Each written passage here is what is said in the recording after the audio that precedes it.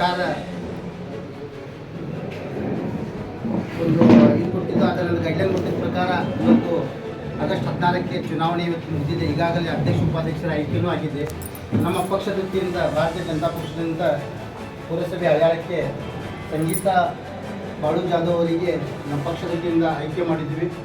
ನಮಗೆ ಮೊದಲನೇ ಮಾತಂತಂದರೆ ನಮ್ಮ 7 ಜನ, ನಾವು ಇಲ್ಲಿ 27 ಜನ ಸದಸ್ಯರು, ನಮಗೆ 7 ಓಟು ಸಂಗೀತಾ ಜಾಧವ್ ಅವರಿಗೆ ಬಿದ್ದಿದೆ. ದಯವಿಟ್ಟು ನನ್ನ ಪಕ್ಷದ ಎಲ್ಲ ಸದಸ್ಯರಿಗೆ ಧನ್ಯವಾದ ಅರ್ಪಿಸುತ್ತೇವೆ.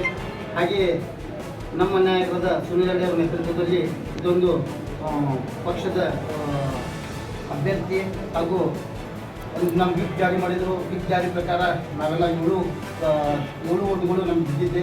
ಹಾಗೆ ಇವತ್ತಿನ ಅಧ್ಯಕ್ಷರಾಗಿ ಆಯ್ಕೆಯಾದ ದ್ರೌಪದಿ ಅವರಿಗೆ ಧನ್ಯವಾದ ತಿಳಿಸುತ್ತೇವೆ. ಹಾಗೆಯೇ ಲಕ್ಷ್ಮೀ ಒಡ್ಡರವರೆಗೂ ಉಪಾಧ್ಯಕ್ಷರಾಗಿ ಅವ್ರಿಗೂ ಧನ್ಯವಾದ ತಿಳಿಸುತ್ತೇವೆ. ಅವರು ಪುರಸಭೆಯಲ್ಲಿ ಮುಂದಿನ ದಿನಗಳಲ್ಲಿ ಒಳ್ಳೆಯ ಕೆಲಸ ಮಾಡಿದರೆ ನಮ್ಮೆಲ್ಲ ಸರ್ಕಾರ ಯಾವತ್ತೂ ಇರುವುದನ್ನು ಹೇಳುತ್ತೇವೆ.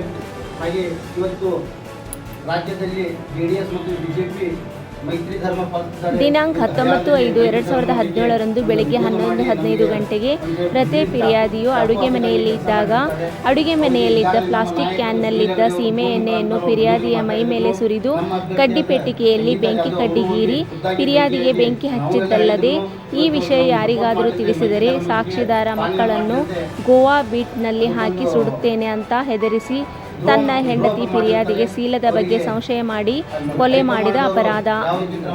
ಸರ್ಕಾರದ ಪರವಾಗಿ public prosecutor Radha Shri Rajesh M Malagikar ಅವರು ನ್ಯಾಯಾಲಯವು ಪ್ರಕರಣದ ವಿದ್ಯಮಾನಗಳನ್ನು ಮತ್ತು ಲಭ್ಯವಿದ್ದ ಸಾಕ್ಷ್ಯವನ್ನು ಗಂಭೀರವಾಗಿ ತೆಗೆದುಕೊಂಡು ಆರೋಪಿತರಿಗೆ ಶಿಕ್ಷೆ ವಿಧಿಸಬೇಕೆಂದು ತಮ್ಮ ಸುದೀರ್ಘವಾದ ಮಂಡಿಸಿದರು.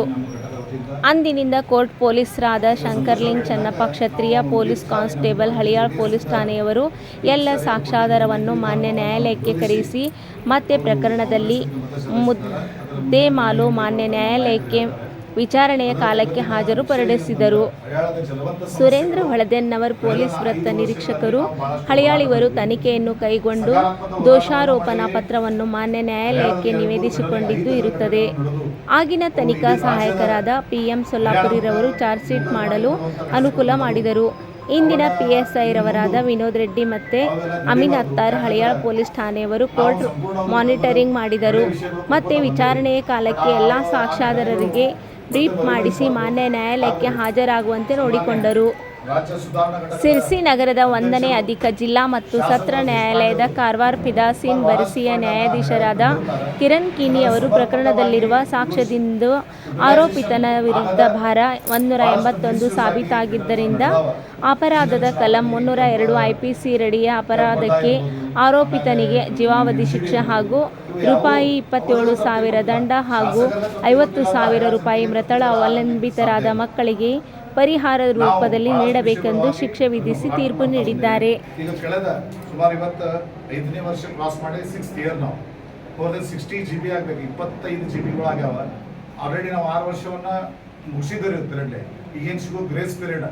ಈ ಪೀರಿಯಡ್ ಅಂದ್ರೆ ನಾವೇನು ಆಡಳಿತ ನಾವಾಗಲಿ ಕಾಂಗ್ರೆಸ್ ಅವರಾಗಲಿ ಹಳಿಯಾಳದ ಜನ ನೋಡುವಂಥ ಕೆಲಸ ಮಾಡಬೇಕು. ಯಾಕಂದ್ರೆ ಜನ ನಮ್ಮ ಕೆಲಸ ನೋಡಿ ನಮಗೆ ಚುನಾವಣೆ ಮಾಡಿರ್ತಾರೆ. ಒಬ್ಬ ಶಾಸಕರು ಅವರು ತಂದ ಫಂಡ್ ಅವರ ಕೆಲಸ ಫಂಡ್ ತಂದಾರ, ಹಳಿಯಾಳಕ್ಕೆ ಏನೇ ಮಾಡಬೇಕು ಎಲ್ಲ ಅವ್ರ ಚಿಂತನೆ ಇದೆ. ಬಟ್ ಅದರ ರೂಪದಾಗ ಅವರ ಸದಸ್ಯರಾಗಲಿ ಯಾರೂ ನಡ್ಕೊಂಡಿಲ್ಲ. ಯಾಕೆ ಹಿಂದಿನ ಘಟನೆಗಳು ಹಳಿಯಾಳಕ್ಕೆ ಗುರುತು 75ನೇ ವರ್ಷ ಸ್ವಾತಂತ್ರ್ಯೋತ್ಸವ ಕಾರ್ಯಕ್ರಮದಲ್ಲಿ ತೊಂದರೆ ಆಯಿತು. ಇವತ್ತು ಭಾಳಷ್ಟು ವಾಟ್ಸಪ್ ಮತ್ತು ಫೇಸ್ಬುಕ್ದಲ್ಲಿ ಹಳಿಯಾಳ ಪುರಸಭಾ ವಿಷಯನ್ನ ಪದೇ ಪದೇ ಬರ್ತಾ ಇದ್ದಾವೆ. ಇದರ ನಾಯಕರ ಹೆಸರು ಹಾಳಾಗ್ತದ, ಊರಿನ ಹೆಸರು ಹಾಳಾಗ್ತದೆ.